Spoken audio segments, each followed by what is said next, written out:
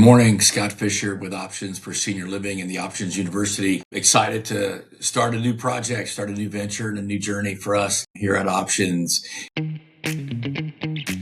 For years, I've wanted to have a platform to be able to reach individuals who are impacted severely by the aging, and I would say nearly crisis that's occurring in our greater community. Here in Phoenix, Arizona, we are an aging community. And we've always been known as kind of the place to come retire, but with that retirement comes the reality that people age, and with aging comes a lot of challenges in the journey. Don't let Haboob hit you in the face. You must be asking yourself, what is that about? And let me tell you a quick story. So for years, I think in pictures and metaphors. And as I was working through my professional career coming from the healthcare system a number of years ago, it led me to a place in 2003 to start a business called Options for Senior Living.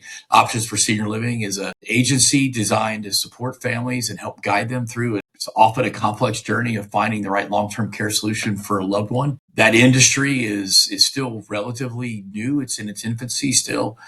20, 30 years old, 25, 30 years old, really. But it's an unlicensed, unregulated space. There's a lot of players in it, a lot of competing and competitive voices in there. But out of that, I always had a heart because I have a background in nursing and healthcare. I went to Arizona State's nursing school back in the 80s. My heart for education and reaching people and doing something meaningful was always at the forefront of my motive. And so as I thought about educating and how do I reach people, I think in pictures, as I said, and having a metaphor for life was what happens to us oftentimes in the summertime around here in the desert. And that is these grand monsoons or haboobs show up.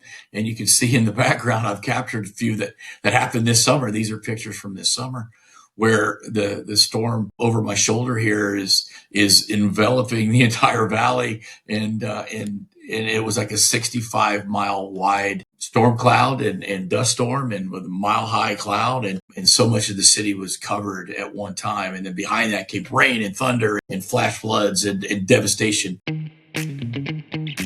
Well, families often feel like that when their loved one who has just been kind of going through life, maybe with a few issues, has a major issue, a major catastrophe, which now affects the entire family. It requires the family to come rallying. It requires a ton of time, planning, when our loved ones are used to taking care of the issues and the individual details of their lives, and now they need the adult kids to get involved in that. It gets very complicated, and I'm living it presently with my mother. I'm watching my wife navigate it with her own parents. And so no one gets out of this story, and often Haboob hits. And so the idea is, how do we prepare for Haboob, and how do we help our individual families? But